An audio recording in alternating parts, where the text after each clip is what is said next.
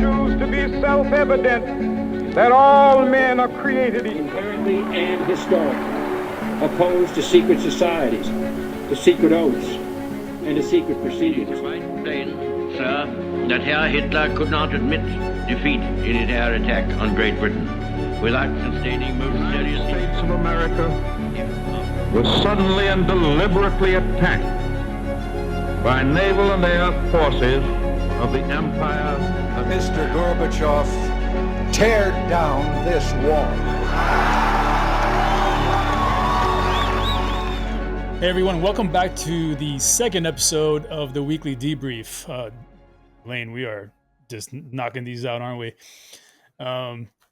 This is obviously our second episode, and we're still kind of new at this, still kind of trying to find our chemistry, our fusion, as they say, as a team.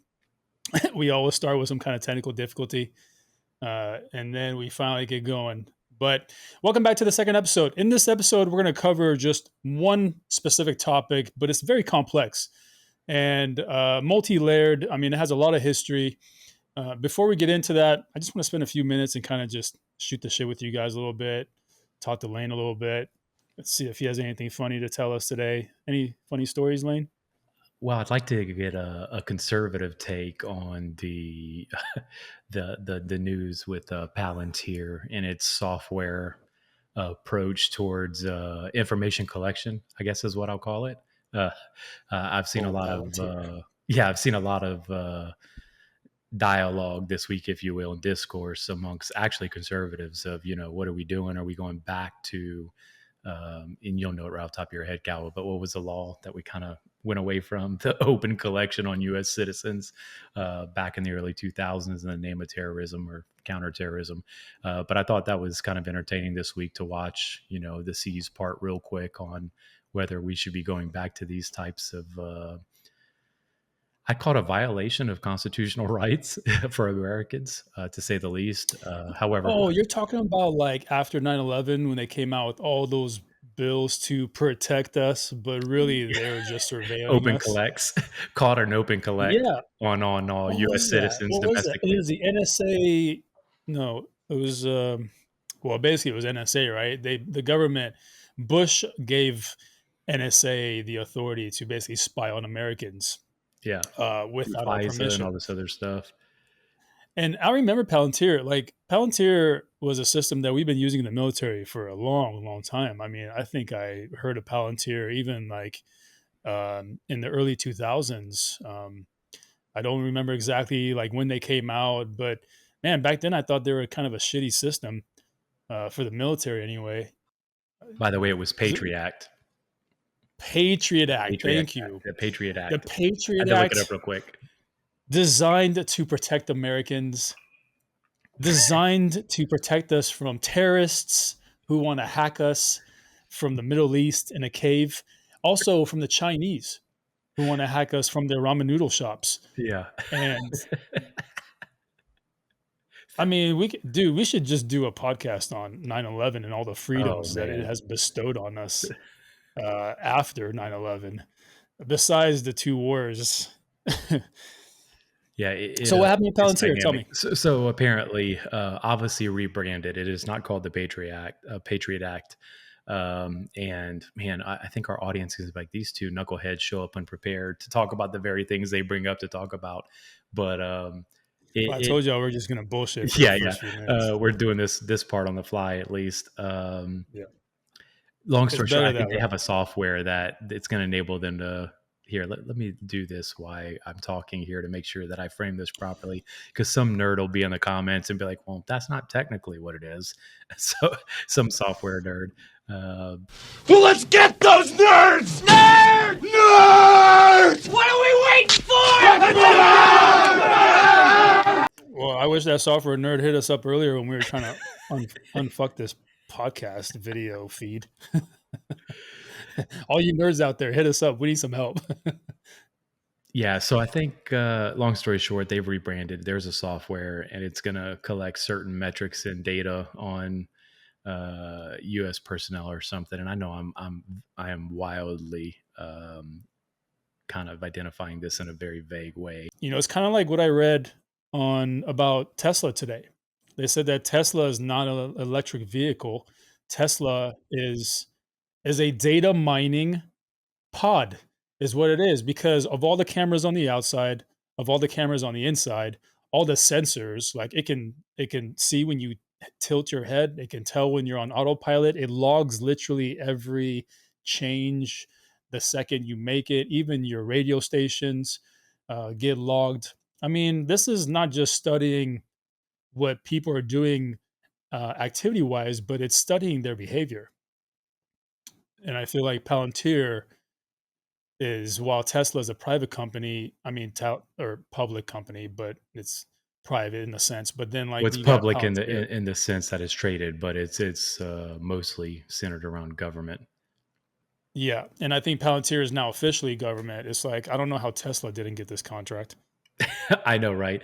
I looked it up, and it's because Trump announced potentially partnering with Palantir, and obviously this is where it gets dynamic with politics. Is that okay? Is it he mentioned it because he plans on utilizing their software for some limited or limitation on the government's ability to track, population or whatever, or is it in the traditional, I would call it traditional, I guess, the literal sense of like, no, we're going to use this intelligence software to track people and do things. And it kind of talks about a few of the Palantir projects, Gotham, Palantir Foundry, Apollo, and AIP.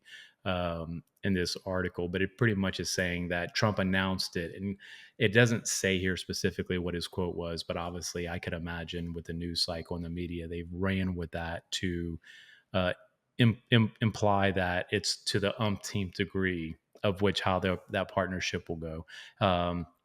So it's hard. Obviously, if we're going to go back to this direction of collecting on U.S. citizens, I would argue that our viewers need to go back and review potentially the last 4 to 6 years on the politicization of agencies and collection and FISA warrants and all this other stuff. I think the threshold for a judge to sign a warrant for collection on a U.S. citizen should be so black and white, and the charges and or suspicion of crime should be so high that judge should have no issue signing that anytime that we're going to approve an agency to collect on a U.S. citizen. So that's my takeaway from it. We'll see where this goes, but that's probably been where all the hype has been this week in terms of the biggest news story, with the exception of, and we didn't discuss this prior, but I'll bring it up because you'll find it funny.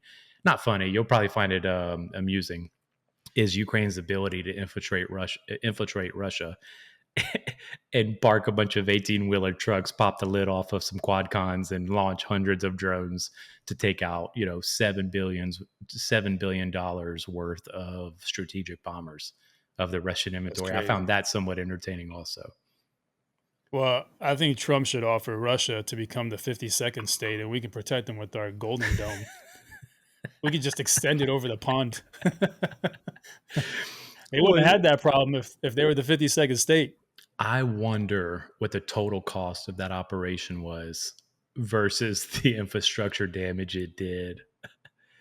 When you think about the character of warfare and what drones, FPVs, and these platforms are able to do from a kinetic effect, it is insane to think these things cost, dollars versus millions of some of these platforms that they have the ability to take out. Yeah, I mean, if you have the ability to just drive a bunch of 18-wheelers across the border and then launch rockets, I mean, that's like the cartel just coming across Texas or Arizona somewhere with a bunch of 18-wheelers and then just launching rockets in random cities and towns. I mean, yeah, and how do you counter that? I could tell you right now, I would argue I don't think local police agencies or entities are prepared to counter swarms, if you will. They're not prepared now, but there's an article that came out where Trump wants to give the police like billions of dollars to militarize the police. And he wants to give the police a bunch of military equipment, which I mean, I feel like there should be a ceiling there, a cap there, because like, how much capability do you want to give the police? You know what I mean? Well, it's funny because I think most military people understand that. And I think people like you and I, and not to speak for the whole military community or veteran community, is that my brain always goes to the second and third order effect of whatever decision is being made. And I think, not to sound like I'm defending, President Trump here, is that my suspicion is that he means it in the best way. He's in his mind, he's like, we got to prepare and equip these individuals to counter these threats. However, it's like, well, what does the second and third level of that look? If you look at SWAT teams these days, counter bomb teams, hostage negotiation, hostage rescue teams, these guys are rolling in better vehicles than the military is, like up to the scene with ramming, and the SWAT teams kitted out with PVS, 3000 G white phosphorus goggles, XYZ. And it's like, I could so say, I posted. real quick, I could argue you and I could go do a entering clear on a local house with 2 M4s, a banger or two, and some zip ties.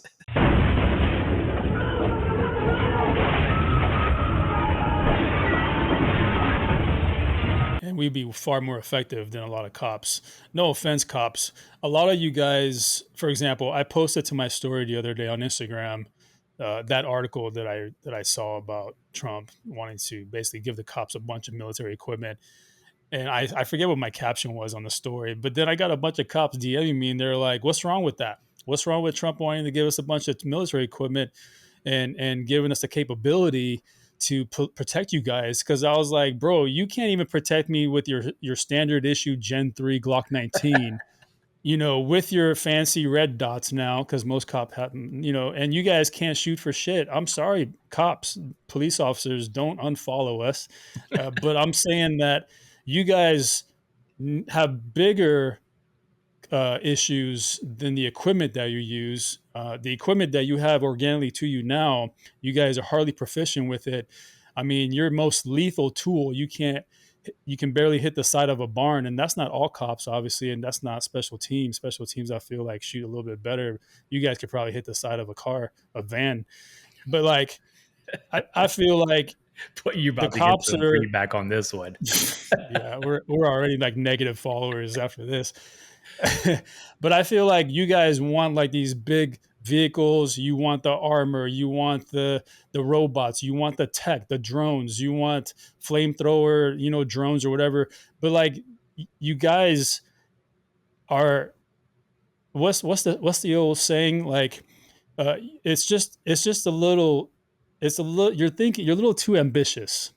I feel like you guys need to work on the fundamentals of how to talk to people, how to verbally de-escalate, maybe work on some hand to hand, because all the videos that come out looks like you guys are just falling to the ground, and then you have all your equipment that you barely know how to use. I mean, so if you guys want all this equipment because it makes you feel better, cool, I get that. I was in the military. Lane was a part of a special operations team.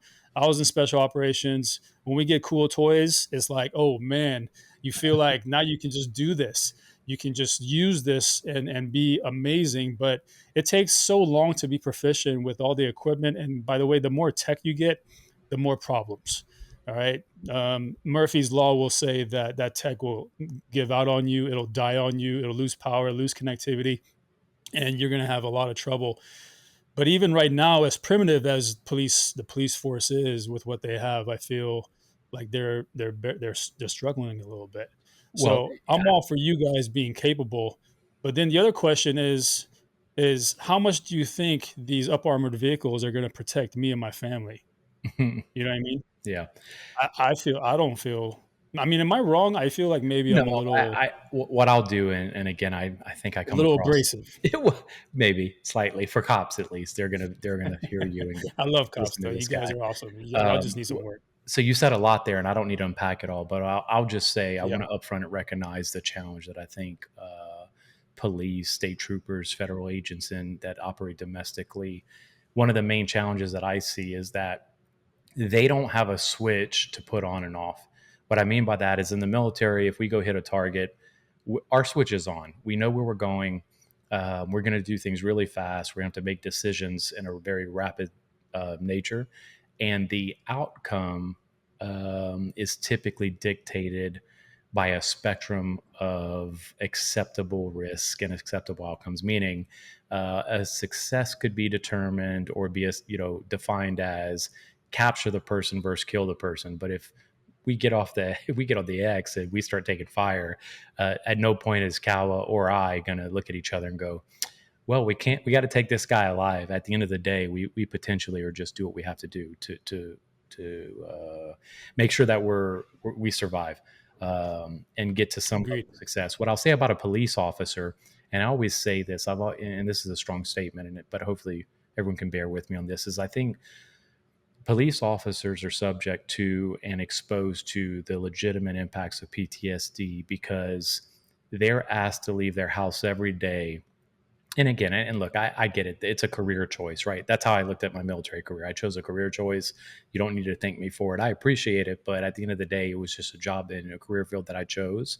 But a police officer leaves his or her residence every day and they're asked to service the community, meaning have a smile on your face, be the nicest person possible while dealing with people in their worst moments. And at any split second, something can go from a conversation of, can I see your ID? What's going on? To you're drawing your gun and taking someone's life or feeling like your life is in fear. So I will say, I think the spectrum from professional, smiling kindness to potentially facing a life-threatening event is so fast and so unpredictable. One cop or policeman could do 20 years in the uniform and never face anything. Someone can do 1 month in an agency and face what I just kind of articulated or try to illustrate. And what I'll say is I think that is a whole lot more difficult to navigate. Now, Cal, to your specific comments, I think you're alluding to, and we're kind of making a mockery of it, but we understand the seriousness in which the militarization of the police force. It's like you have all these toys. I would argue to you that most people who operate in the military, at least I can't speak for the police force, that have a bunch of toys will typically stick to the basics, meaning do you want the thermal, night vision, target detect, whatever, Trigicon 3000, or do you just need a red dot? And most guys who are in the top tier units will take a red dot, like Yeah. dot, target, shoot, and my bullet goes where beyond the target. So I say all that to say that the problems that I think that are plaguing the police force is pay, training, talent, acquisition, and retention because of what we ask cops to face. And then lastly, and I say this, but the first thing that pops up in my mind, and look, I'm retired from the military. If you'd put me under a physical fitness test of some type, I would not perform as good as you, Gawa. That goes who, you go to the gym on average probably 5 times a week minimum. But when I was in the military, I took physical fitness, physical fitness serious to for whatever that's worth. But I see cops these days, and I'm like, if I punched you in your chin, your first line of defense is pulling your pistol out. 2, and that's not everyone, that's the majority. 2, you couldn't chase me more than 100 meters. So I just look at those things, and I think those are the challenges that plague the police force. And I don't know how we got on this. I feel bad now because now it seems like the episode is just us bashing on cops. But I will. We're not bashing on cops. We're just we're not bashing on cops. I don't see it that way. I see it as we're giving you guys a reality check. For example, we're talking about the military. You're right. There's a lot of gear that we get in the military that we're just like, man, this is cool. The capabilities are cool, but I don't have the time or the patience to sit here and try to learn this. And then when something goes wrong, it's like whoever's in charge of this gear, let's say it's like the 18 Echo. So you go to the 18 Echo, I'm like, hey, bro, you're a comms guy. What's up with this gear? He's like, bro, I don't know. Like, we're going to have to call a tech. Now we got to call a tech. Cool, bro. And then what if we go to Afghanistan or Iraq or somewhere? It's like we can't get a tech out there. So it's just one of those things that in the military, we have a big budget. We get a lot of cool equipment. In special operations, we can even supplement that with more cool equipment from the private market. But then it's like, it's not bashing you guys, but it's bashing the idea that you think this is going to give you. It's like this falsehood of, okay, if we get up armored vehicles, all of a sudden I'm going to be a better cop, a better SWAT guy, a better operator if I get this thing on my gun or these these optics. I'm going to be better at this. It's not. And here's the other thing. A lot of you guys only get so much training time with your pistols. Like I hear on average, most cops get 50 rounds a month, and that's for you guys to qual. And then there's very few cops, and I really commend these cops. The cops that take the time to go train on their own time, on their off days, which they don't get a lot of off days, but when they do, they go and train not just to the gym, but they go to the range and they shoot. Those are the cops that I commend and that should be model police officers for everybody else. But the reality of it is, most of you guys don't get to the gym. A lot of you guys don't get to the range enough. And then you also complain about how little off time you have. So, think about how much time you have to put in to get proficient at a decent level with this new equipment that you want. So it's a reality. It's not a bashing. I'm not saying you guys aren't capable of it. I'm saying that you guys don't have the bandwidth or the time, or really the willpower to want all this equipment, but then also become very proficient at it, because the military takes years and years. Anyway, yeah, you're right. We kind of went off on a tangent and we spent a little too long here, but we can transition to the actual topic that we want to kind of talk about, which we may not have enough time in this episode to cover this entire topic. But in this episode, I thought that we should cover what's going on in Palestine and Israel. And so I told you guys this is a very complex topic. There's a lot of history here. There's a lot of moving parts. It's funny because if you look at Palestine, you could fit like 5 Palestines inside of Texas easily. It's not a big country.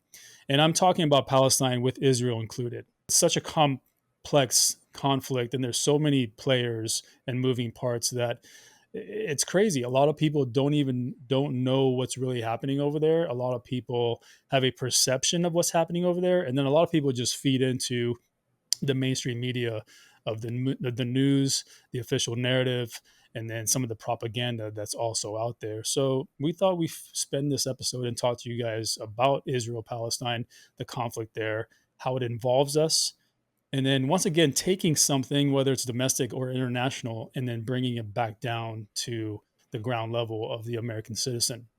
So, get comfortable, whatever, grab some popcorn or whatever, because we'll spend the next maybe 40 minutes on this topic.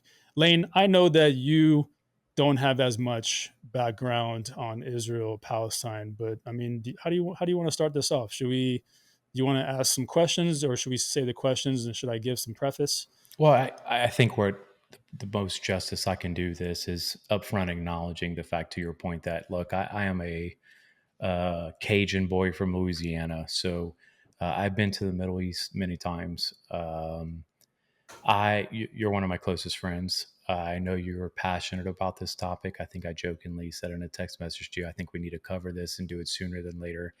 And my goal, not that our goal, but my goal was that to cover this topic in a way where, how do I say this? When you have an opinion on a topic that is so emotionally, politically, religiously charged, I think any human who is just on one side of a topic and thinks their side is correct, I believe they're flawed. That's a personal belief, and I don't even know if you'll agree with that as we sit on this podcast together.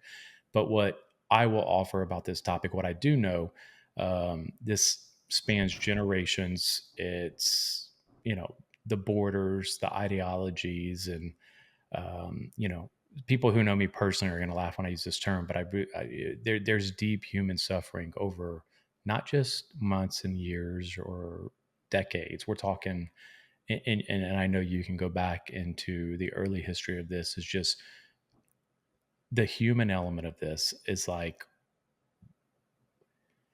one action is going to cause a reaction, but where is the limit? Where do you say enough is enough?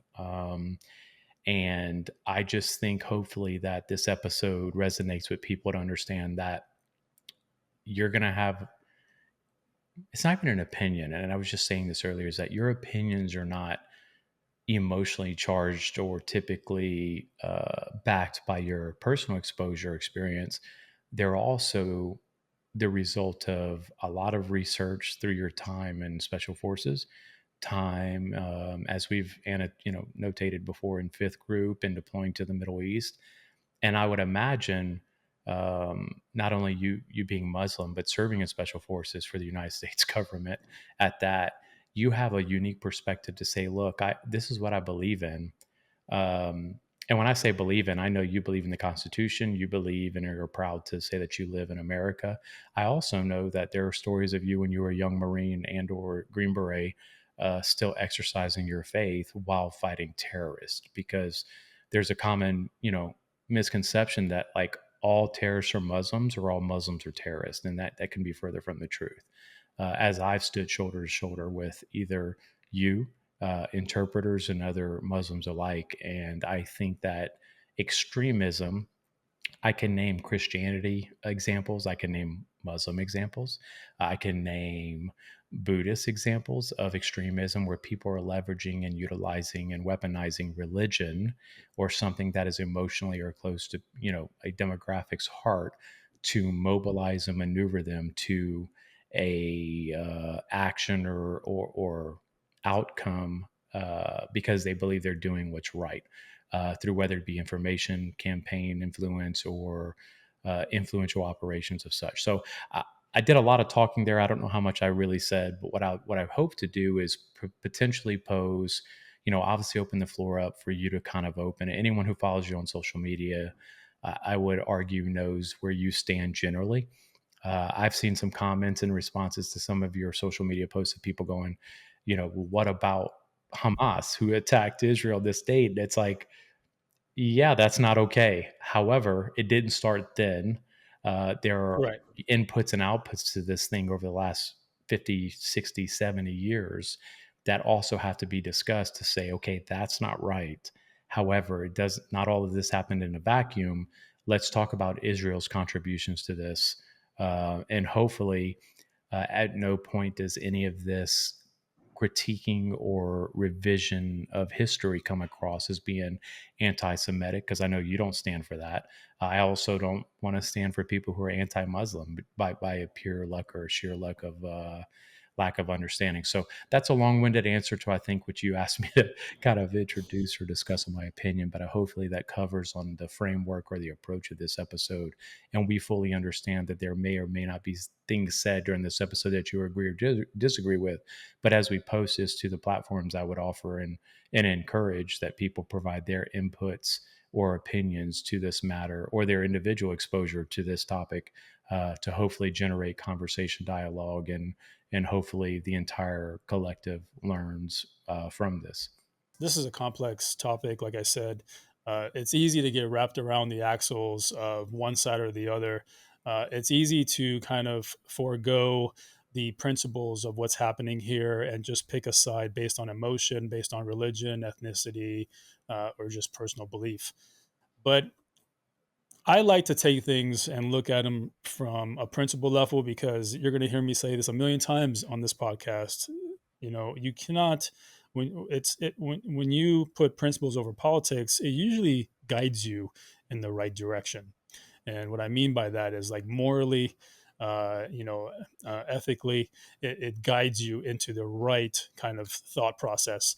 So to give Israel and Palestine some backstory, we kind of have to go back to before like World War One, to almost really the Bolshevik movement in the Soviet Union, that led to kind of, they say 30 to 60 million Christians dead.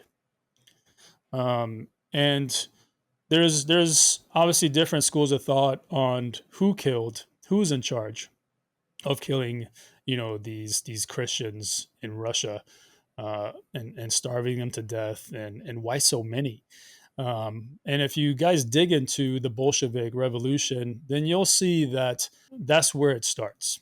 Okay, so then we can kind of fast forward to World War One, and then World War Two. All right, sorry. Well, World War One and Bolshevik Revolution kind of in the same area, but then World War Two, with Hitler, the Jews, the Jewish people not having a homeland, and then so therefore they go to Palestine and create Israel.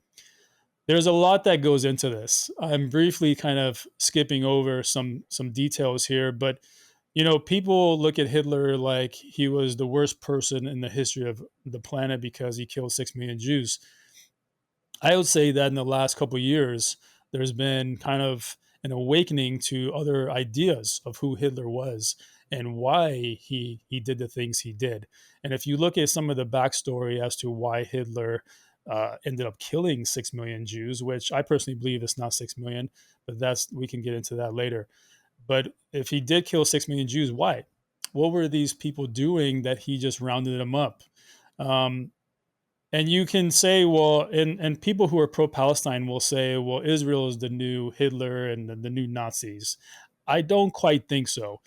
Um, when Hitler was rounding up Jews and putting them in concentration camps or killing them, it's because of what Jewish people were doing in Germany at the time when they started owning a lot of the banks, a lot of the finance system and district was owned by Jews. And then there was also brothels being opened. There was the idea of transgenderism that was introduced to Germany by these Jews. And then there's porn and prostitution and a lot of things that were not obviously a good idea. Not to mention the Jews owned publishing houses that also put out books on all this stuff that made their ways into the school systems of Germany.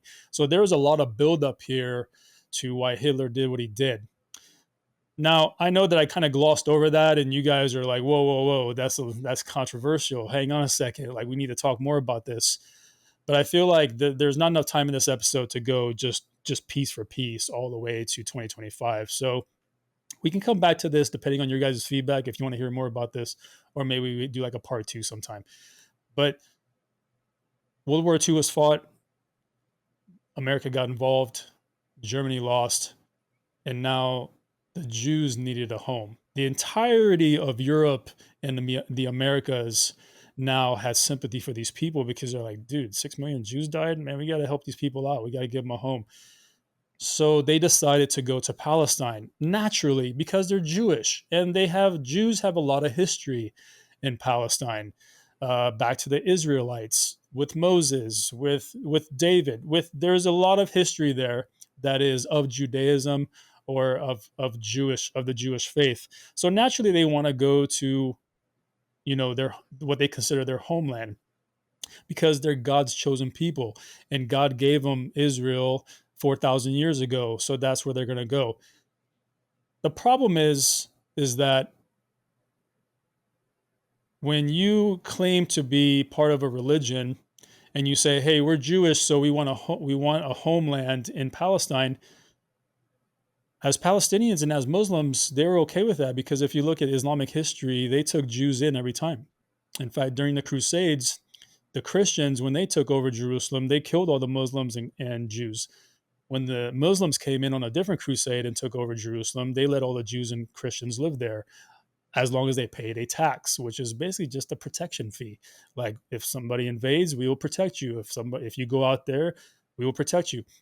So there's a lot of peace within the Middle East with Jews, Christians, and Muslims because, well, they're the Abrahamic religion, they're the Abrahamic faith. They all kind of stem from one root.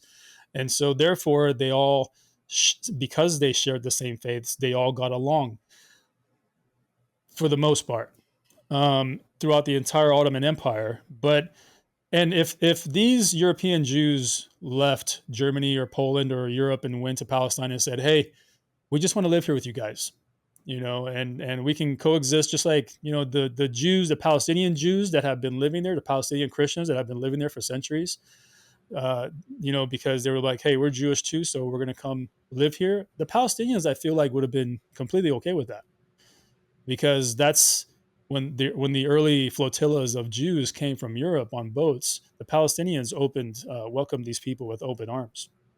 And so these people started coming more and more Jews came from Europe to Palestine because the word got out. But now, as there was more European Jews coming into Palestine, the problem was that a lot of that Palestinian land belonged to the people that lived there for centuries. and some of them for thousands of years back to the Israelites, because Palestinians are also Semites. They're part of the Semitic group of people, and we can talk about this whole words, this linguistic word term Semite a little bit later, Lane, if you remind me. But if we're all Semites, then let's just all get along. The problem was that when the more and more Jews that came to Palestine, they started taking. They didn't just start taking land, as in the not the land that was given to them, because the land was given to them, but they started taking over Palestinians' homes and farms, and then they started. And this is before Israel became a country. I'm talking about, right after World War II, Yeah. and prior to 1948. In that 10 to 15 years when all the Jews were coming in slowly, there was now some tension building amongst the people, because you had Jews who were stealing homes and farmland from the Palestinians, but then you also had militias and gangs of European Jews who were now terrorizing Palestinians, who were killing Palestinians, who started raping Palestinian women, on top of stealing their homes and their farms and everything else. So there is a lot of clash, because the Palestinians were also now rising up and saying, like, hey, we welcomed you with open arms, and now you guys are starting to form gangs and militias, and you're starting to do all this stuff. In fact, if you guys go onto Amazon Prime, there's a really good documentary called Tantura, Tantura. I'll put it on the screen for you guys. إذا 270 80 ماني كبعت يطم. بالصدفة أنا وقفنا ونطلع كل حياة أبوي وأخوي مدينة نتنتا شوية أبو زايا على صوت زايا. It'll give you firsthand accounts from early like IDF Jews. They weren't called IDF back then. I forgot what they were called, but it was the gangs and stuff that formed, and they tell their own stories of what they did to Palestinians in that documentary. So that's a good place to reference what I'm talking about now. But as Palestine it's given to the Jewish people by the British, because remember, the British mandated Palestine after World War One, right? Because the Ottoman Empire broke up, and now Palestine became isolated. British came in there, and they did what they do best, which is mandate the land or occupy it. And so they occupied Palestine up until the end of World War II, where they basically handed it over to the Jews. But they didn't, it's not like they handed it over to the Jews. They handed it over to the Rothschilds, who then were Jewish, and but also had a lot of money. And if you guys look up the Rothschilds, that's a whole topic of its own. But the Rothschilds were the ones that basically funded a lot of these Jews to go to now to Palestine. And the more and more Jews that were there, as Palestine was getting populated with European Jews, on the backside, on the admin side of stuff, politicians were basically getting ready to create the state of Israel through the Rothschilds, through the British, through Balfour. If you guys look up the Balfour Declaration Act, I'll put the pictures and stuff on here as well. That'll give you a lot of insight as to how Israel was created. So when Israel is created, that's it. So 1948, Israel becomes a state. They become militarized by the British and the Americans. They form their own government, and immediately they take up like 60% of Palestine. Immediately, right off, like overnight, 60% of Palestine is now Israel. And so what's left is the West Bank, and not today's West Bank and not today's Gaza, but a bigger West Bank and a bigger part of Gaza. And I mean, if you guys look at the maps, you can kind of see the deterioration of Palestinian land becoming Israel. You can see that on the maps. But so they immediately overnight take over 60%. And as they become militarized and become an official government, now they have the authority, because they're an occupying force on Palestinian territories. They have the authority to now police these people and now take control of these people and now kind of impose their will on Palestinians. But they also have the authority to now take land from Palestinians without it being called theft, or them breaking, kind of international laws. But I'll stop here, Lane, because I've been kind of going on for a second. Is the state of Israel? Its creation was the violation of international law in the first place, because the Brits had no power or authority to mandate that land and then turn around and give it or sell it to the Rothschilds, who basically in turn created the state of Israel. I'll pause there. All right. So we're like in 1948, Israel is now a state, and 60% of Palestine is now Israel. And again, I've skipped a lot of over a lot of stuff, guys. But Lane, I'll leave it to you to kind of give me some feedback on what I said. Well, I fully acknowledging I don't think I'm equipped historically to challenge anything you just said, but I couldn't help think to myself two things, and you're gonna laugh. You're gonna be like, "That's what you got out of all what I just said." I I would love to see you and Candace Owens talk about this, because she is more modernized, but she's doing more research in the past to everything you just said. Um, and I would argue, I think her eyes have been opened. It's not lost on me that I think this topic is the reason she left the Daily Wire. I would also be interested to hear Ben Shapiro's discourse or objectives, or counterpoints to everything you just said, because I think I'm not equipped to try to counter anything you just said. So everyone's gonna probably look at this episode and be like, Lane's sitting there and Gal is just going. Well, because my goal is my goal, and our goal, if you will, is to let you address there's more than just the most recent event that's taken place. There's a lot of context, nuance, and history here that has led us to where we are today. And what we shouldn't do as a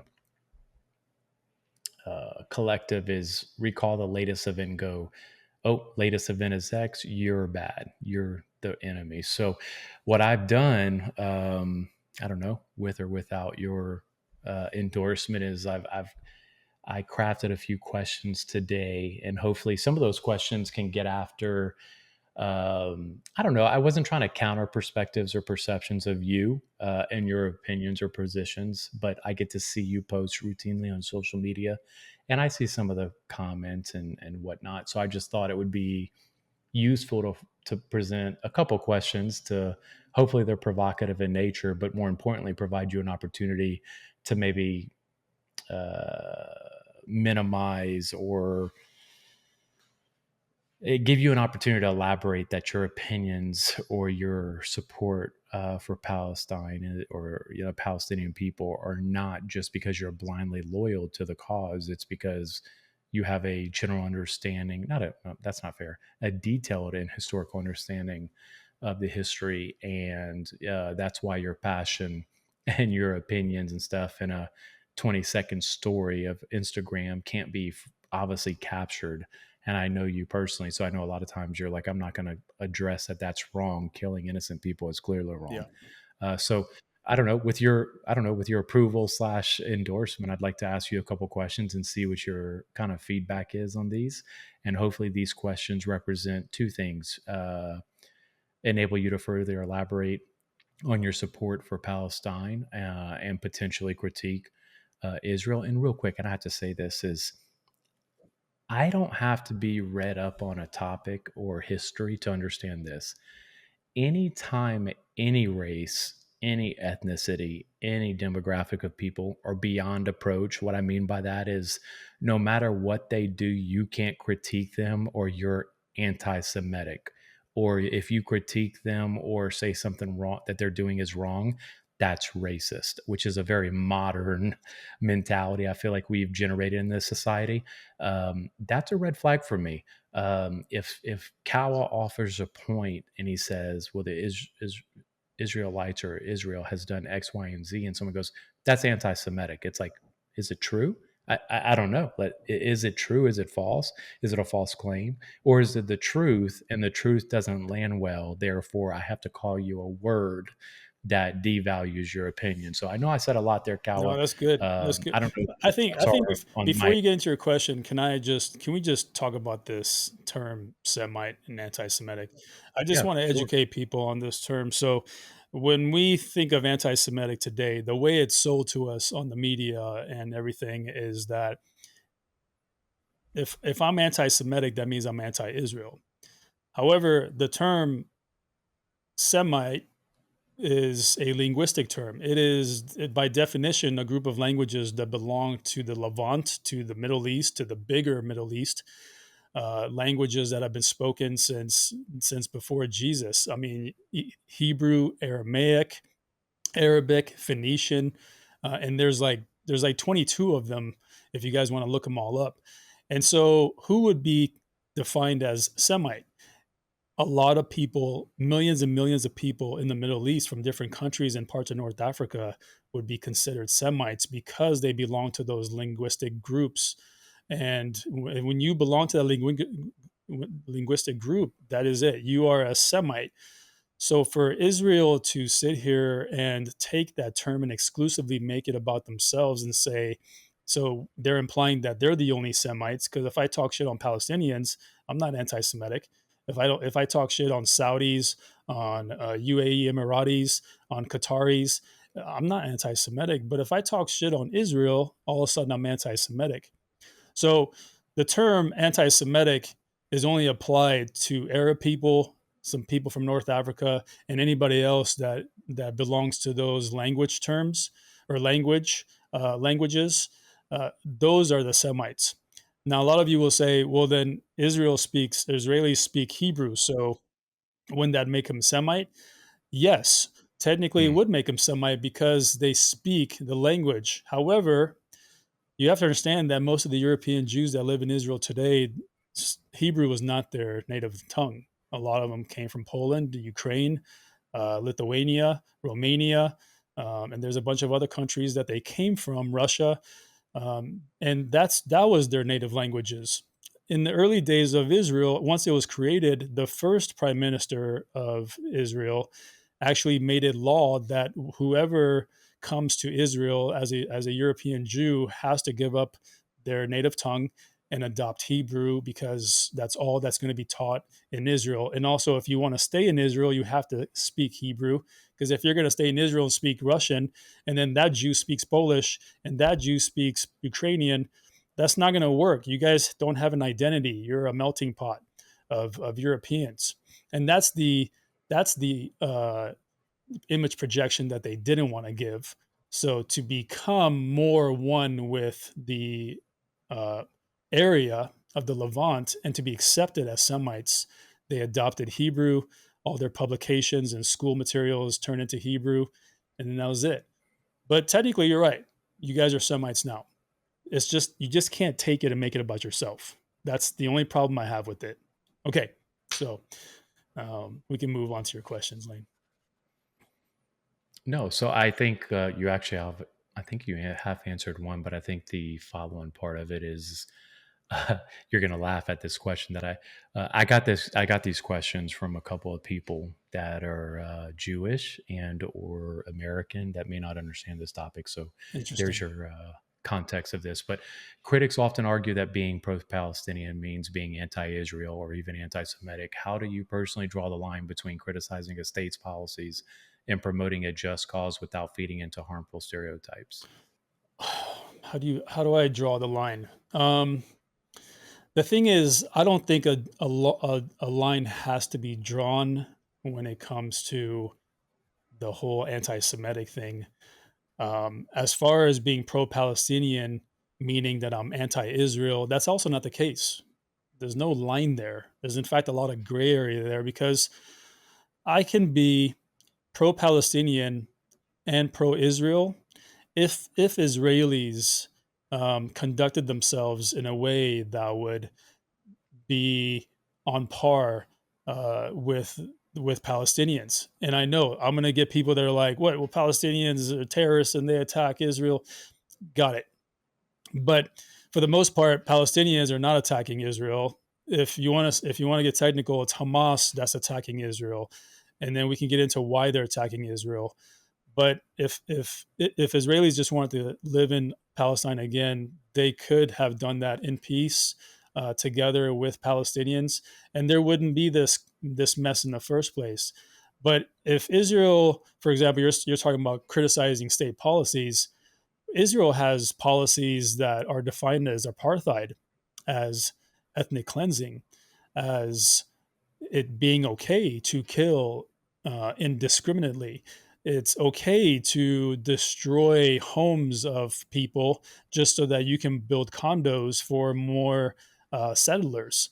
It's okay to harass people to the point where they don't have water, they don't have electricity. It's okay to harass people to the point where they are standing in cages waiting to go through checkpoints just to get to work. It's okay to just randomly shoot at kids. It's okay to randomly go into a Palestinian territory in the middle of the night and gag and tie up a family and then use that as an operating post or an outpost.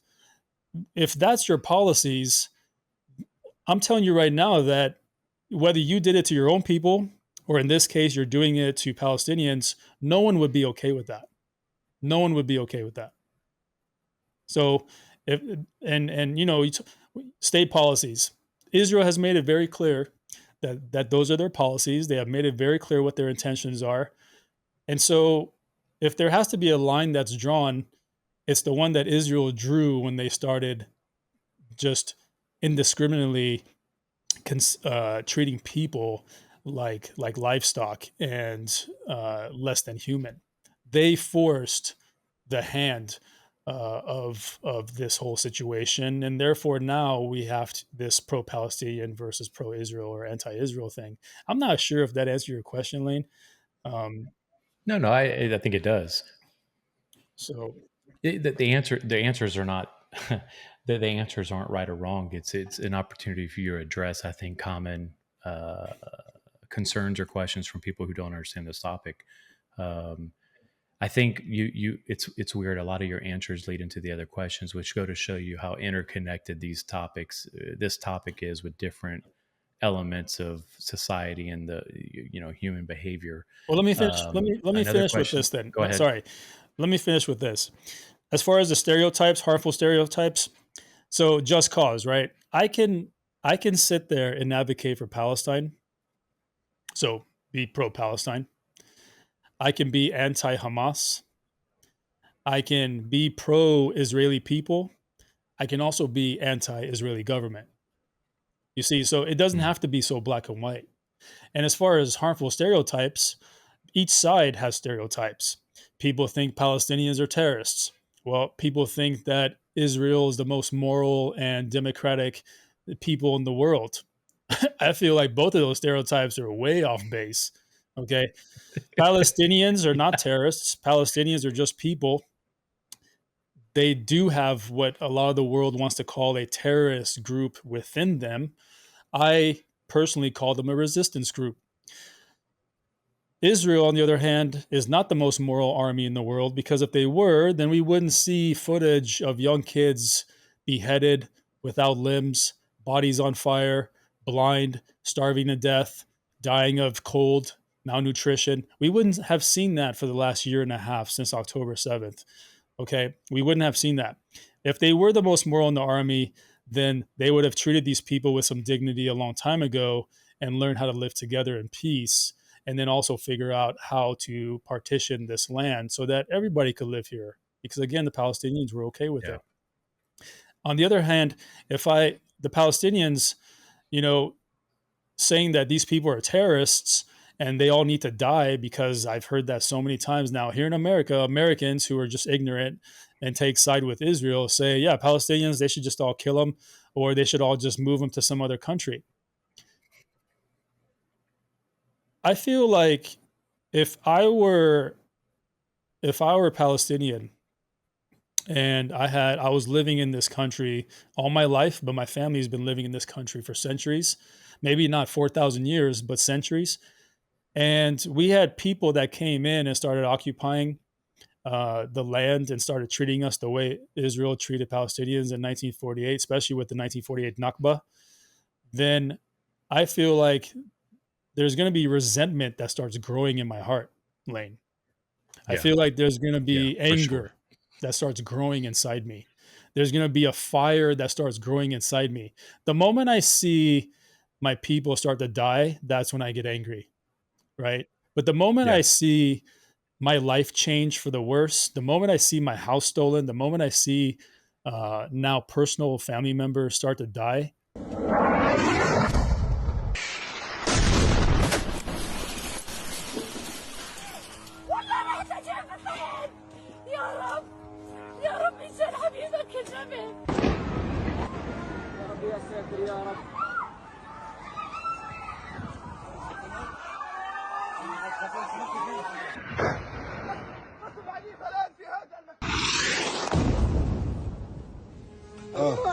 أربع علم ولا بجد؟ احنا مش طالعين دنيا، احنا إلنا الجنة. خلي الدنيا لأهل الدنيا، خلي الدنيا لأهل الدنيا. احنا بدنا الآخرة وبس، احنا بدنا الجنة وبس. That is a line. That's where radicalization is born. That is now you have gotten me experiences. to a point where I'm ready to do something about it. Okay. And Yep. so if enough of us Absolutely. want to do something about it because we're all going through this together, and we say, look, if no one else is going to come rescue us and it's only us, then we have to form, we have to organize, we have to arm, we have to start planning, we have to start fighting back. Right? You remember the Irish and the British? Remember when the Irish were trying to gain independence from the British? Remember when the movie Braveheart came out and Mel Gibson played whatever his name is, and now the Scottish were also, resisting British occupation? You remember the early revolutionary Americans, Lane, when the British, the Redcoats, were doing the same thing that Israel was doing to Palestinians? They were doing that to early Americans, coming into our houses, commandeering our homes, making us feed them, killing our livestock, taking all of our guns and leaving us one hunting rifle, right? I mean, what is the difference between the Irish, the Scottish, the early revolutionary Americans, and the Palestinians? What's the difference?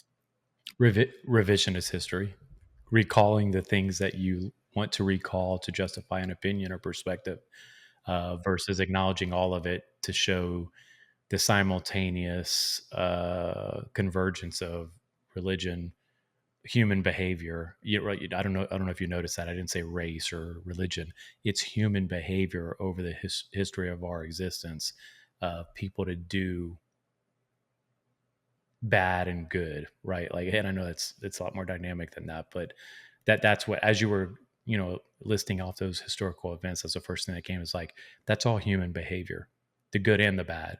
And it's not tied to a religion, a race, an ethnic backing. You could list so many different more historical events in the Asian Pacific also, these events taking place with different countries amongst it's your God-given right. It's your so, God-given right to live. It's your God-given right to eat. It's your God-given right to have a family and take care of that family and live in a world where you're not oppressed and have to worry about dying.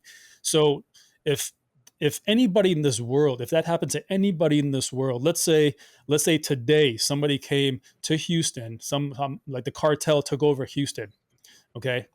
How quick do you think Americans would rise up, organize a militia, and start fighting back? It wouldn't take long.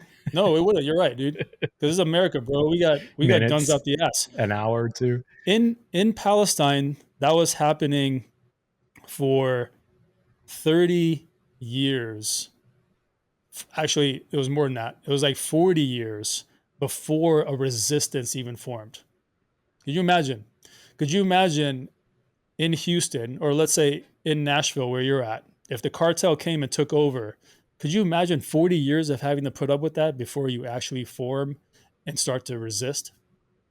It's a compelling case, because a lot of times it's hard to relate and understand what others are going through across this world. I would argue the majority of Americans don't travel the world. They don't see these problems. They interpret a narrative that's given to them by the media that has their own biases, and that's a whole nother rabbit hole to go down. But yeah, I completely agree. Okay, so now let me go back to those historical examples and how the bigger aggressing force portrayed the resistance, right?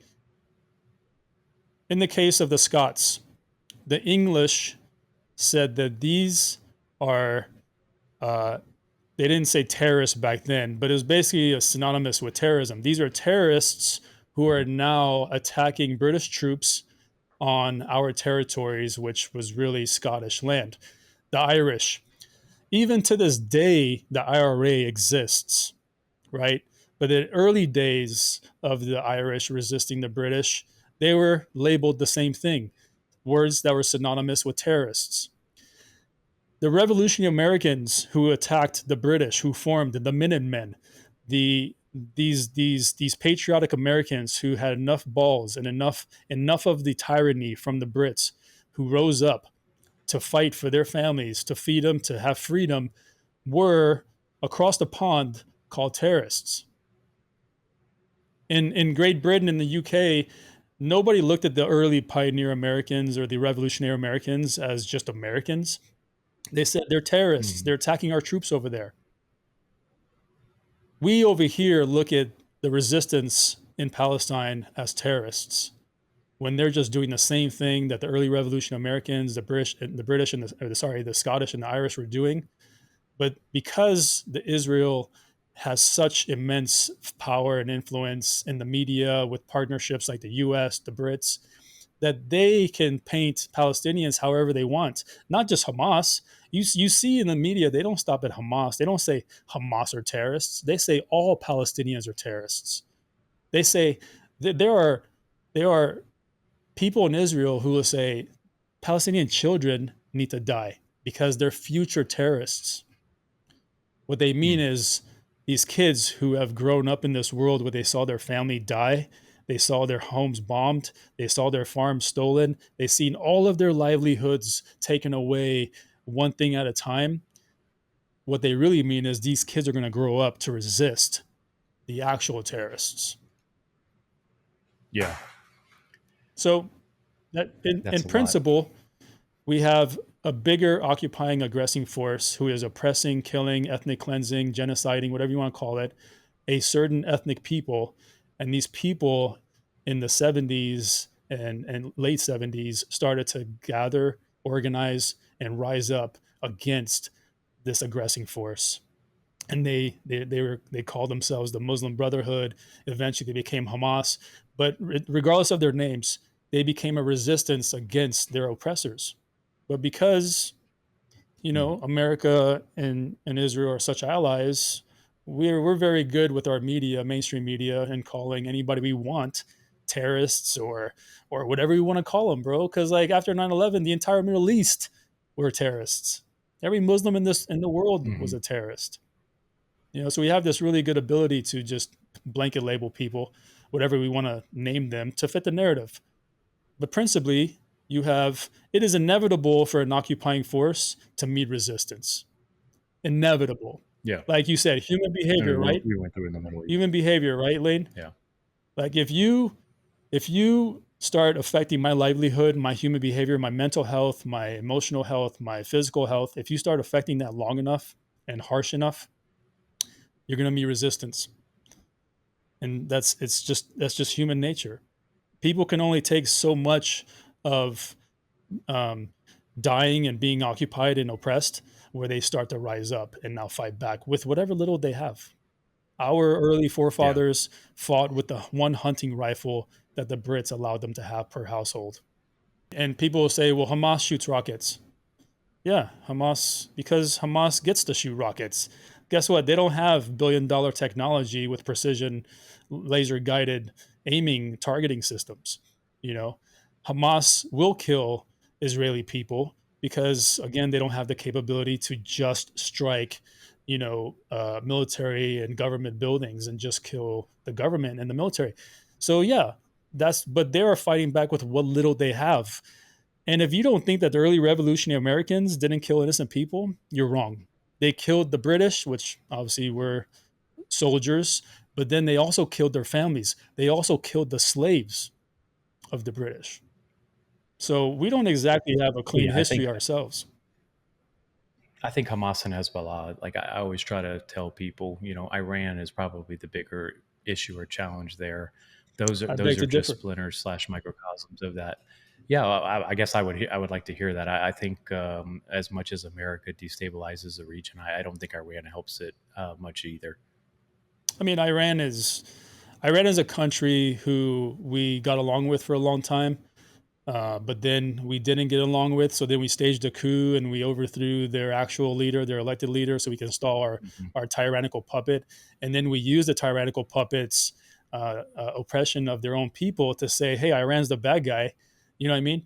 So, but that's just a Mhm. pattern of how America and the West does things. If we don't have an enemy to fight, we create the enemy to fight, and then we paint the narrative, and then we say this is the justification for why we need military action or some kind of um, um, interdiction with this country or whatever, right? I mean, you say Iran's the bigger threat. I would say that Iran's not. I would say bigger. If I said bigger, I didn't Right. mean that. I don't mean they're bigger, but they're definitely a contributing factor to all this. I see Hamas and Hezbollah as an action arm of a bigger picture. Right. And I say that because I could name 10 terroristic cells or terroristic organizations in the Middle East that have nothing to do with religion or ethnic backing. It's more so the radicalization and the Proxy. purpose or the intent that they're trying to carry through, or to your point, a proxy of Iran and their influence in the region. But again, my point wasn't to say they're the bigger issue. My Yeah. point is that Hezbollah and Hamas's actions, not to be dismissive, but it's like, well, yeah, bombing people, innocent people, is wrong. However, I think to your point, or maybe not your point, I don't know if I'm hitting this accurate or not, is terrorist organizations' ability to ineffectively harm people. What I mean by ineffective is at the end of the day, someone's harmed. However, they're not doing it precision or millions of dollars or of munitions or technologies versus a formal state actor, if you will, in the region that is equipped with millions and billions of dollars and backing of an ally striking with formalized weaponry, indirect fires, air platforms, and things of that such. I think I'm hitting what you were No, and communicating. you're right. In a sense, what Iran is doing that trickles down to Hamas is multifaceted. I mean, Iran. So you heard of like the land bridge between Iran and Palestine, right? Because it involves like Hmm. Syria and Lebanon, and so Iran has been helping Hamas fight Israel, or let's say the resistance forces in Palestine, because even though we want to think Hamas is like the main resistance force or the only resistance force in Palestine, it's actually not. There are other resistance groups that I would say are more true to their cause with helping the Palestinian people than Hamas is. I personally feel like Hamas has Israeli influence, but it's true that Iran sends money and weapons to Hezbollah that then through Syria that then send money and weapons to Hamas. It's true. That much is true. Okay. I think Iran is doing that, one, because they actually want to help the Palestinians and fight back Israel, but also it's a proxy for them. It's a proxy for them Hmm. to now instill some damage on Israel, and be like, okay, we're hurting Israel from way out here. And I understand why Israel is always like, Iran, and we should bomb them and we should attack Iran. It's because Iran is directly affecting Israel through Hamas and Hezbollah, and maybe even the Houthis in Yemen. But that's why the whole Syria thing happened a few years ago. The war that we fought in Syria, that was a proxy fight. That was a proxy war, right? It wasn't Americans on the ground. It was SF guys, Green Berets, but it was mainly the fighting was our militias that we were training that were fighting Assad's people. But at the same time, Assad had his own people. And then also Russia had people in there, their own proxies in there fighting with Assad. And then you also had Iran and some of their proxies in there. So it was a proxy war. And now, if you look at Syria today, it is run by a former Al Qaeda terrorist, Jalani, who is now the Syrian president, shaking hands with Trump and other people, and also vowing alliance to Israel. And in this case, the U.S. and Israel accomplished their mission. They broke up they broke up the land bridge between Iran to Hezbollah, because now Syria is not going to allow for Iran to pass arms and money through Syria to get to Hezbollah and then trickle down to Hamas. And that's why we have a terrorist that runs Syria, because he's willing to work with us, and it hurts Iran and it hurts Russia. Yep. So that's, I don't think there's any doubt, at least on my, my humble opinion, of one of the main contributing factors or players in the destabilization of that region is the United States government. 100%. So I don't want to push us along here, but I have multiple questions that I want to ask, because you've answered a lot of them, so I'm not going to go back. That's why I just let you Let's go. hear 'em. But I think one here that would probably, I'm going to go towards one of the last ones here, because I think you encapsulated and answered a lot of these other questions. And maybe your, not parting shot, but if you were to, I put you in a room with 20 people and they're undecided. If you had a room full of undecided listeners, neither pro-Israel nor pro-Palestine, what's the one fact or reality? And I know you just said a lot, so I'm not asking you to repeat yourself. You think you would shift their perspective toward the Palestinian cause? With not reviewing everything you just said, if you had to distill it down to a paragraph at best, maybe a call to action, or I know you mentioned a documentary earlier, what would it be that you think could convince people to see the Palestinian position and the plight of decades of challenges and human suffering that you have mentioned and others have mentioned that they've gone through as a civilian populace? Well, the one fact, all I have to say today to get people to see the reality is open up your TikTok, your Instagram, your YouTube Shorts, and you will see videos, hours and hours and hours of videos of Israelis intentionally bombing and killing Palestinians and then celebrating it. If that doesn't tell you what's really happening over there, then you have bigger issues that you need to deal with. If you cannot sit there and see that on one hand they call themselves a moral army, on the other hand they are actively killing Palestinians, displacing them, taking their land, and now they're going to say they say that they're taking full control of Gaza, which is not theirs. It's not theirs. Their land is theirs, and Gaza is Gaza, belongs to the Palestinians. But they're going to take full control. So implying that they're going to either displace or kill all these people, that one fact right there should tell you everything you need to know about what's happening over there and who you should advocate for. But in order to really understand the situation, because like I said, it's complex, and you have to go back to the beginning.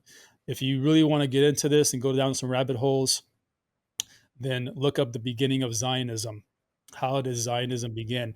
Look up the beginning of the Jewish conversion in the Russian area and when that started. Look up the Rothschilds. Look up the type of influence that was had in the British politics, in German politics.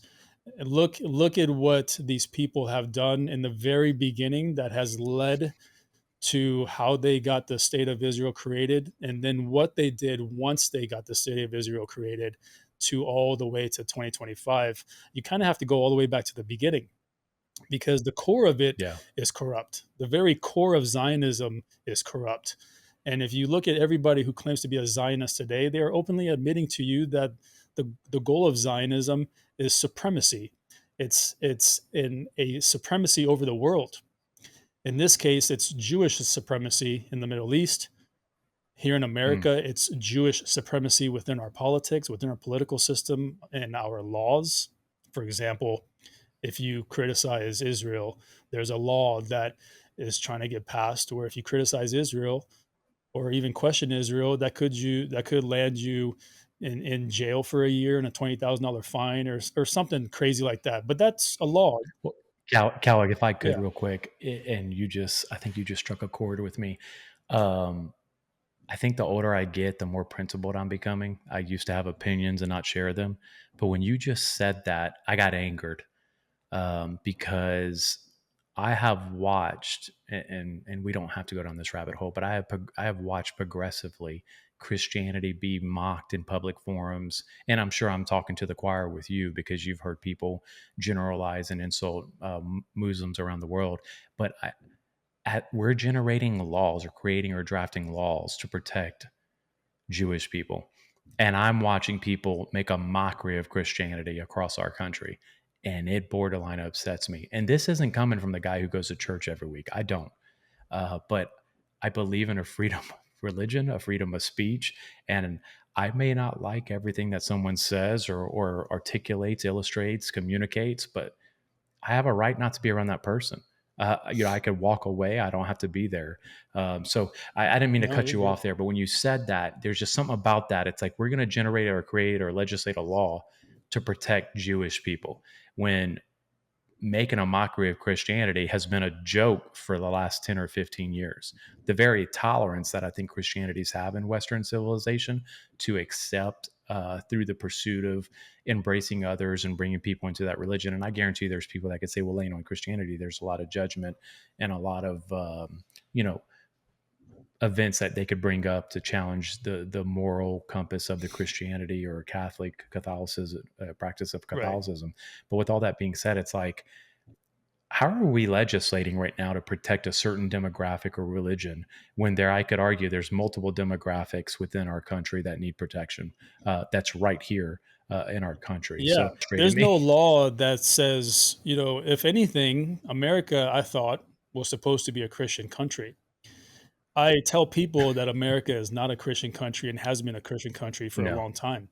But let's just say it is. exactly. Why are we not writing up laws to protect Christianity? Why are we not writing laws that says you cannot sit there and say blasphemous things about Christianity? You, why are we? Because I thought we were a Christian nation, not a Jewish nation. A Jewish nation to pass legislation to say, hey, you cannot criticize Israel or Judaism or Jews in general because you're anti-Semitic. I feel like that belongs in Israel, you know. Hmm. But like to here in America, and so if that doesn't tell you how influenced our politics are by Israel and Zionist Jews and also Zionist Christians. You guys need to wake up. On my Instagram, I post this all the time of all the politics, of all the politicians who are owned by lobbies like AIPAC. AIPAC is the American Israeli Public Affairs Committee. They used to be the Zionist Federation back in the day, or the Zionist Council. They changed their name for optics. They want people to like them. But what they really do is they're just a bunch of rich Israelis who buy our politicians only if our politicians vow undying loyalty to Israel and always vote in favor of Israel, as in give them more money and this and that.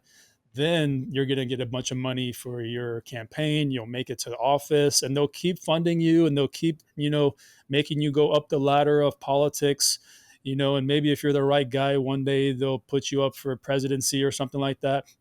But we have Israeli lobbies in this country that own our politicians, that buy them out.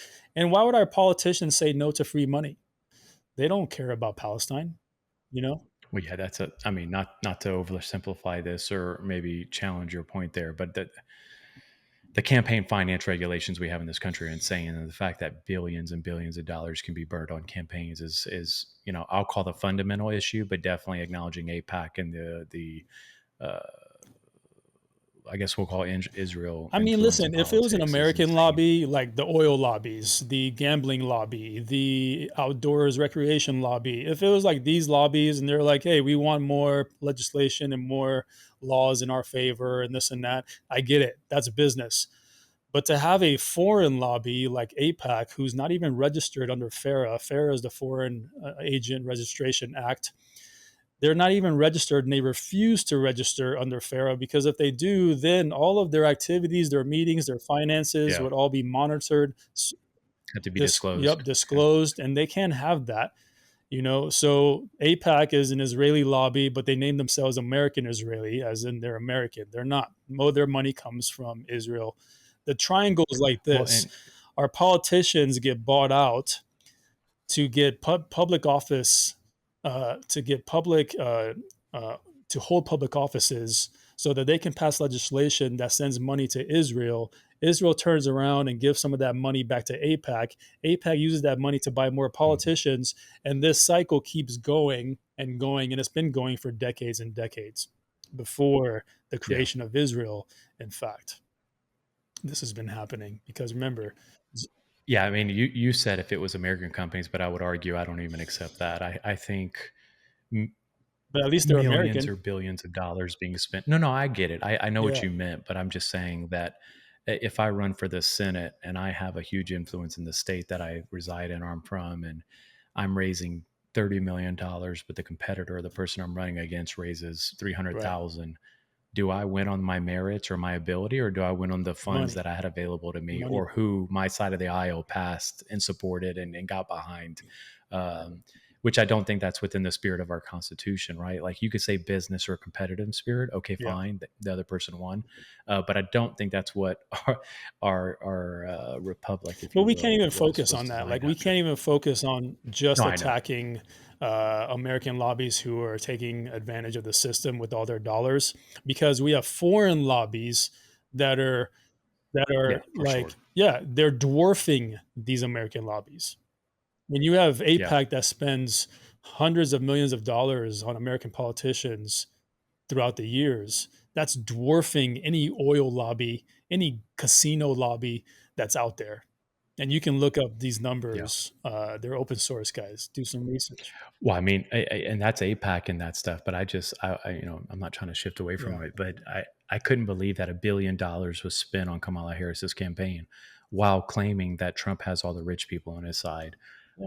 Anyway, that's neither here nor there. But what I'll say, and I don't want to close this out here, Cal. I think we're coming up on, this is probably 30 minutes past what our typical time Yeah. is.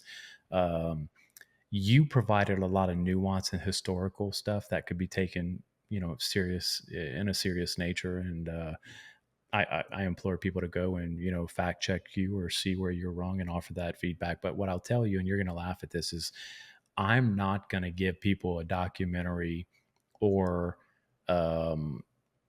literature or anything. There's two people I want to offer our audience to go watch some material on. The first person is Bassem Youssef. He is an Egyptian comedian, former doctor. He delivers and expresses his support for Palestine through a comedic approach, meaning when he goes on shows like Pierce Morgan, Joe Rogan, a few other podcasts he's been on, he presents his support for the Palestinian people. His wife is Palestinian, if you will. He offers it, and he kind of makes a mockery when people are like, well, Hamas is bad. And he's like, for sure. Yeah. How about the other people who killed, 386 people in the last 72 hours. So I don't know if you've ever seen him, but I would offer the normal American who doesn't understand the Middle East or whatever to go watch him. His approach and ability to not make it a laughing matter, because people dying is not funny, but he does it in a way where it's like, are we really posing these questions as an alternative or a counterpoint to hundreds of thousands of people dying and kids dying? And then another person, which hopefully I don't get you to laugh. A few weeks ago, he made headlines. Theo Vaughn, I love Theo who Vaughn. is not to be taken seriously. He's not to be taken seriously. The way that man's brain works is either completely hysterical or just ignorance. But nonetheless, I think there's a ignorance bliss about him. That man doesn't have the slightest clue, and is acknowledged as such on the Palestinian-Israel topic right now in the last 2 years. When Theo Vaughn says, I don't know anything about this, but when I see children dying, it's a human thing. And I'm paraphrasing. I can't get on board with that. I don't care what created the instance for you to be bombing people and but at the end of the day, when children are dying, little kids, babies, I can't get behind that. You should have saw the media blitz after he made that statement. Anti-Semitic, this, that. And it's like, guys, he's not claiming to support one side or the other. He's saying, I don't know the background of this. I'm probably not going to take the time to educate myself, which I'm sure people like you and others would argue you should. But his simplistic approach and ignorance bliss on the topic was almost beautiful in a way where it's like, I don't need to know much about this and all the data and facts that you covered, or your perspective and opinions, Cal, to know that videos of kids being carried by their parents covered in rubble, bloodied, marred is not humanly okay.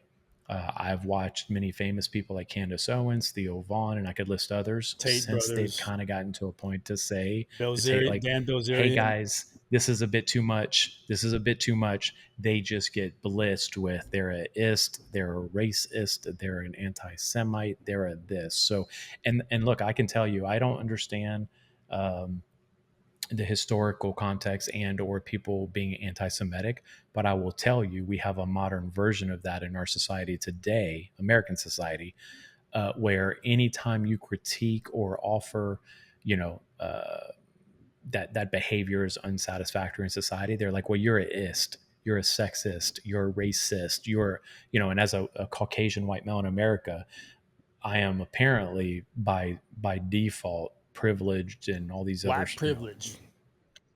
Not to call bullshit, but or use verbal language, but it's just complete bullshit. I come from a trailer park in Louisiana, you know, one of the lowest education systems in America, but because I'm white and born in Louisiana, where my dad made somewhere between $40,000 and $70,000 as an income, I'm privileged by the inherent color of my skin, which is just. Well, I mean, we talked me. about Austin military. Metcalf and Carmelo Anthony. Yeah. Who's more privileged in that case, right? Yeah, exactly. But yeah, So- there's more and more people that are speaking up against or for Palestine, and maybe, you know, Theo Vaughn is not like pro-Palestinian. I've never heard him say that once. No, But like you never. said, he questions the humanity aspect of it all. And if you just question the humanity aspect of it all, you can see that the Palestinian people are clearly the victims here. They're clearly suffering, and children are dying for no reason other than Israel wants nothing but death and carnage. And they don't care if the Palestinians leave. They don't care if they stay there, because once they come into Gaza, they're gonna do what they need to. They're gonna destroy all the buildings. They'll kill whoever they need to. They'll take it. They'll establish their beachfront properties. Trump's son will come in. He's part of that builder development group, and he's gonna make Trump Plaza and hotel and this and that. And then they're going to do the same thing to the West Bank. See, there's so many eyes on Gaza that people don't look at the West Bank. There's no Hamas in the West Bank. Israel themselves have said this, but yet they are still in the West Bank, slowly encroaching on all the perimeter sides of the West Bank, taking more farmland, killing or kicking out more Palestinians. And they're just slowly putting the squeeze on these people because that's what they want. And remember when Miriam Adelson gave Trump $100 million for his campaign? Don't forget, she is one of the most pro-Israeli Zionist Jews that you will ever meet. Her husband and her, but her husband's dead, so she inherited all that money. She gave Trump $100 million for his campaign, but she only wanted one thing in return. You know what that was, Lane? She wanted the entire West Bank. Trump must have agreed to it. You can't take $100 million from somebody and not give them what they want. Okay. Yeah, that's a lot of money. I can't. I'm over here trying to make $1 million, $100 million. Okay, you and me both. But when someone gives you $100 million, soul? guess what? You're going to give them something back. But I'm glad that more and more people are speaking up. Obviously, people like Candace Owens, Bassam. Another good one is Mehdi Hassan. If you look at Mehdi Hassan, he's from Zeteo. Yep. He just created Zeteo News. The guy articulates in such a brilliant way. I wish I could speak like him. But he articulates in such a brilliant way because he understands the history. He knows the full details. He'll give you cases. He'll give you names. He'll give you years and dates of certain things that happened. He knows, about all the 270 journalists that have been killed in Palestine. So I'm on board with him when he talks Palestine and Israel. I can't get on board with him when he starts talking American politics because he just comes across as biased. Thank you. That's a good point, because we're talking about a nuanced kind of a nuanced middle ground with people. See, a lot of people think that they can't be pro-Palestinian because if they're pro-Palestinian, that means they're pro-Hamas.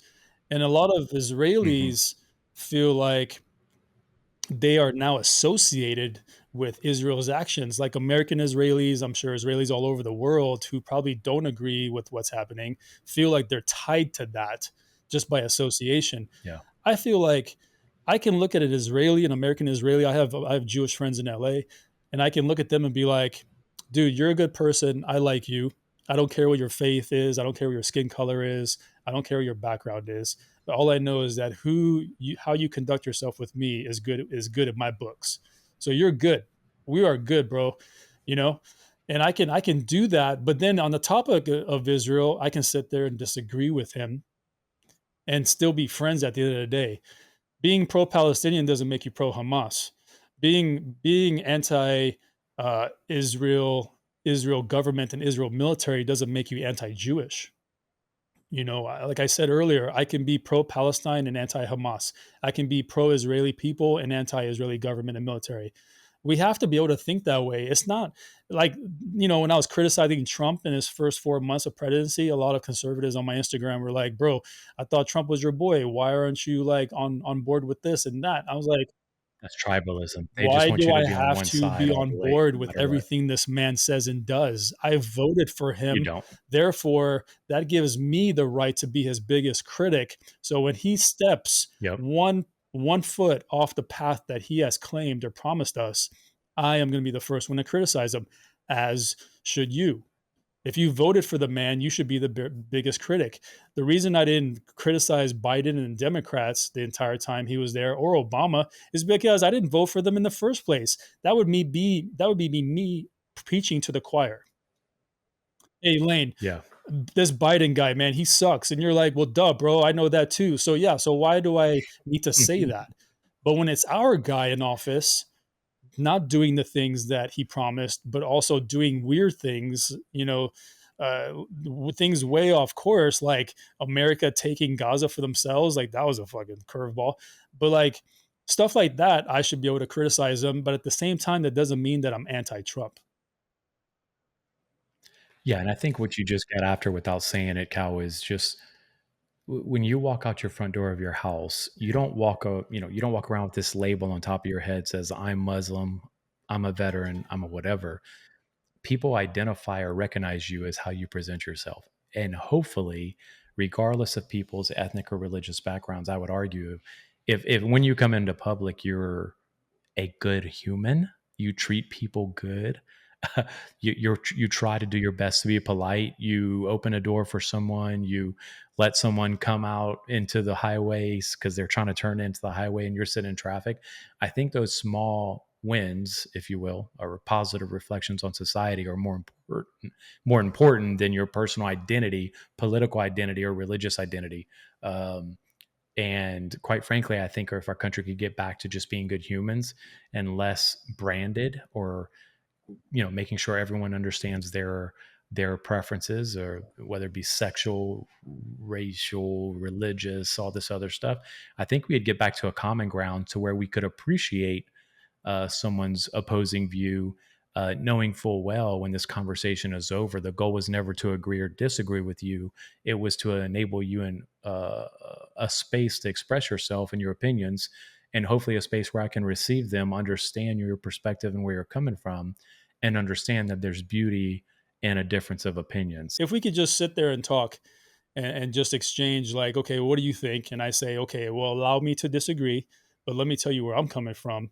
And then I hear you out Yeah. and you hear me out. And at the end of the day, we still disagree. Bro, I think that was a good talk, regardless of whether we made any headway or not. Mhm. If we had enough of those talks over the course of time, I think we could probably make some pretty good headway. We have so much divide in our own country. Forget Israel-Palestine. Here in America, there's so much I know. divide. You know, white people, black people, cops, gay people, transgender. Mhm. I mean, name it. Christians, Muslims. You got like people who don't want any more immigrants to come here. You got people who say we're all immigrants and we should all be allowed to come here.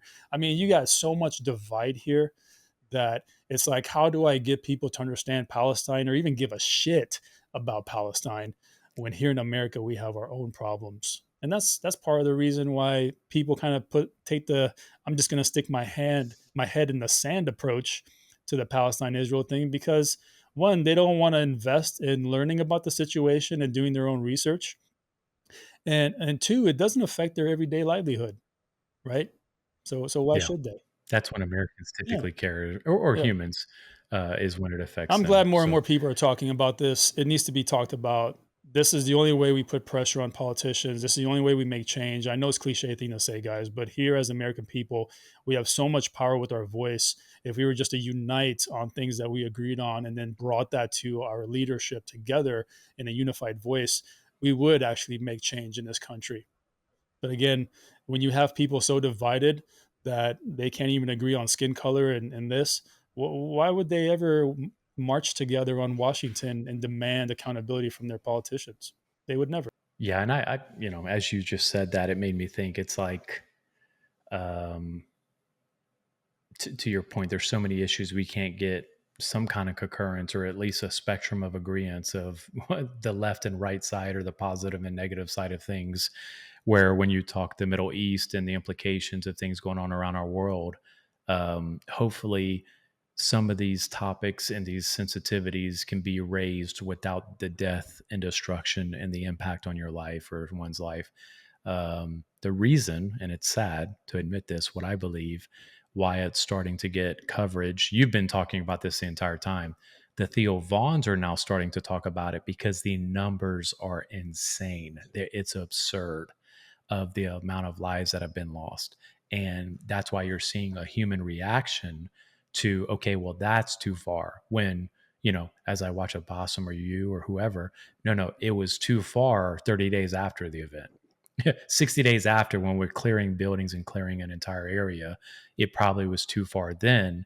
It just wasn't covered factually or detailed oriented, because at that time all actions are justified because we put a bunch of film on the screen that elicited an emotional reaction from its viewership. So conflict, separation, and division sells. It's a revenue. It's the American media monster. And look, and I think media around the world is got some play in this too. But with that, I don't know, Cal. I think we've done our best. And then again, I know I didn't talk much this episode because I wanted to offer you the space needed to maybe talk about 10% of this topic, not even. You know what I mean? Like, you went over a lot, but that's still not even enough to get a true understanding Yeah. or to provide counterpoints. And then I'm not the person to do so. But I would offer, if we have a viewer out there that would love to come on and talk about this topic, potentially counterpoint, or potentially dive deeper into it, we would gladly accept a guest to do so, because I think the intent here is to share ideas, Right. learn from each other. Even if I don't agree with you or Cal doesn't agree with you, we can appreciate a difference of opinion, or potentially go, okay, that's the people that are on the other side of this issue. That's where they're coming from. That's where they're generating this opinion. So, I love a for what I it's love a good worth, debate. that, I'm happy to. oh, I know you do. I would love to, especially on this topic of Israel Palestine. I can debate this, but I would love to have somebody here that can speak the Israeli side of it. That way, we could have a good talk, and as long as they're okay with some of the abrasive things I say, then we can probably have a good talk, because I don't think I can quite filter myself on this topic as much as I can on some other topics. And yeah, I mean, I did kind of hog a lot of this episode, guys, and Lane gave me the platform to kind of speak on this, but also I gave you guys just little tips, or not tips, little bits of information. I try to give you a little bit of the beginning, but I encourage you to do the research yourself. And then I gave you obviously kind of how Israel came about, do that research. And when you start doing the research and you come all the way to present day, it's very clear and very obvious what's happening, what's been happening, and how it affects us here in America in our everyday life. So, and Yeah. and a lot of people are like, dude, I don't care about Israel, Israel Palestine. You should. You should, because in my opinion, Israel, and this is proven, Israel is the reason we went to war with Iraq. Netanyahu himself came to Congress after 9/11 and said, if you go to Iraq and you take out Saddam, I can promise you, I can guarantee you, in fact, that was his words, that it would stabilize the Middle East and it would be a good thing, if you take out Saddam. So what do? We went over there and we took out Saddam. We fought Israel's war for them, because then look at what happened in Iraq for the next 20 years after that. Look at Iraq today, still destabilized, right? At least when Saddam was there, he kept it in check. Yeah, he was a tyrant. Who cares? That's his country. Those are his people. They voted for him. If he's going to kill an entire family, so what? Okay, but when Saddam got taken down, look at Iraq now. It's in shambles. Look at Afghanistan. Mhm. Okay, it's in shambles. I mean, not so much maybe in the last couple of years, but when we were there, it was in shambles. We got no progress done. And I'm not saying Israel caused us to go into Afghanistan, but Israel caused us to go into Syria. Israel has caused us to go into Yemen. Israel has caused us to attack Lebanon. So Israel has caused us to do a lot of conflict management in the Middle East, or just start conflicts or proxy wars. They have soaked up so much of our money, our resources, our men and women. I mean, we've all died for what? Where's our tax dollars going today? Why does Texas? In fact, I just posted this on my story today. Why does Kentucky, the state of Kentucky, give $137 million to Israel every year? You should look up your state. You'll find those numbers on how much money of your taxes goes to Israel. Did you know they have free healthcare over there? Did you know they go to college for free? Did you know that IDF soldiers, like we have U.S. politicians that want to give IDF soldiers the same veterans Where benefits?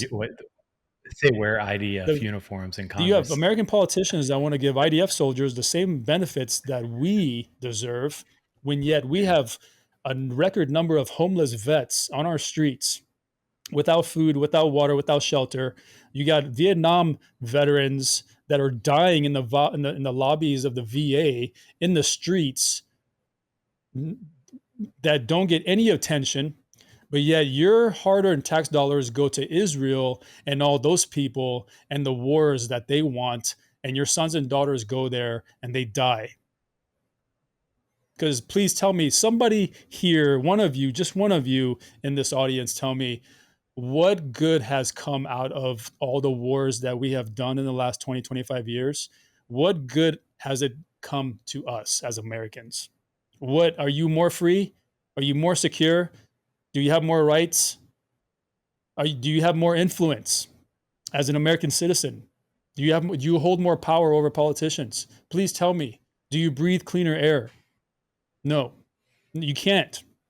So all that we have done is contributed to the destabilization of an entire region, that then ripple effects and the secondary, tertiary effects of that come back home, where now we have to fear for our lives and we're under constant surveillance. That's what you're voting for. That's where your money goes. And that's all I'm going to say, because I could, like, again, talk about this for days, bro, but I'm just going to leave it at that. But this is, Yeah. I'm going to finish with this. Israel can do whatever the fuck they want in the Middle East. I don't want to be tied to them anymore. America deserves to be taken care of first. When Trump said America first, I believed in him. And AIPAC deserves to be kicked out of this country. Every foreign lobby, in fact, needs to be kicked out of this country. Register them so we have disclosures and we can restrict what they do, or completely kick them out, because right now they are a cancer to our politics, hence a cancer to our society. And that's all I'm going to say. Well, with that, I guess send off here is I don't know if what I said last week. I'll try to remember it, but something to the effect of "Stay moving, love on your people, and God bless." I'm sorry that it's kind of coming to an abrupt close of this episode, guys. Obviously, this is a passionate topic for me. I've been studying Israel-Palestine for I want to say 15 years now. I've been studying this intensively. I learned about this whole thing during the Fox course when I went to the Fox course in 2010. I kind of knew about it before then, but when I got to the Fox course, I was sitting next to dudes who had Israel as a country, and we have to bounce information off each other. And now I'm starting to learn and go down rabbit holes on my own time. And here I am today with the way I feel about it and my stance. I encourage you not to take my word for anything I said today, but to do your own research if you have it in you. But if you don't have it in you, don't blindly take a side. If you want to take a side, take the side of humanity, which will naturally have you drift towards the Palestinian people. And with that, I guess this episode comes to an end. I mean, we were kind of funny and like a little humorous in the beginning. Then we got really serious, Layden. Well, I mean, I know with this topic, Kawa, I understand the passion, and look, I know a little bit about your family. You have 4 children that you're raising in America. The mother of your children is also Muslim. So, like, I could never pretend to understand what you or your family go through living in America. You look like an American, bro.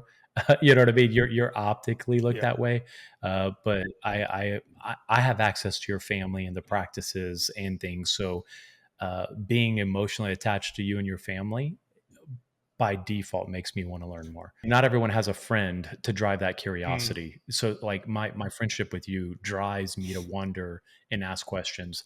The typical American who has no association with a Muslim friend or a Muslim contact, associate, family member, that's probably where you get a typical American position of doesn't impact me. I don't care. But it doesn't impact, it does impact them on a very various fronts. Yeah. I mean, I try my best to educate my friends first. My family is like one of the most patriotic families you'll meet, man. My patriotism comes from my family. And then it's deeply rooted here in America. And dude, I am America first all day, every day. I'm from Afghanistan, but I don't even give a shit about Afghanistan. You know why? Because I know the Afghan people will deal with their own shit. If you look at the history of Afghanistan, they've always kind of filtered and balanced themselves out. Most resilient populace in the world, I believe. So as an Afghan, opinion. I'm telling you right now that I am America first. Yes, I'm Muslim. That doesn't change a thing, bro. Like I will defend this country until I die on it. But I just wish that more people had the intestinal fortitude to want to learn more. And look, if you don't have Muslim friends, bro, just go find some dude with a turban on his head or a lady with a hijab and just go say hi and chat them up. Be careful with the women because then the men will look at you weird. But go talk to a Muslim. Okay, talk to me. I have lots of people that talk to me about Islam, about Palestine, about what it's like being a Muslim in America, a Muslim who went to Afghanistan and fought other Muslims. I get all kinds of weird questions, but to me, it's not bothering me. To me, it's having an opportunity to talk to people who don't know and also educate you a little bit, or at least give you some perspective. I guess we'll really wrap it up this time. Yeah. All right, that's it, guys. Thank you for joining us on this episode of the Weekly Debrief. I know that we didn't really kind of hit on current events, but this is a big topic, and we'll probably come back to this topic here and there because, like I said, even though it's happening over there, it affects us here daily, so it's worth talking about. But join us again for our next episode next week. Again, my name is Kawa and Lane. This is Lane Duhan. Thank you for joining us. We will see you guys next time. Don't forget to like, comment, subscribe, obviously, to the channel. We want to hear your comments, so put them down in the comment section.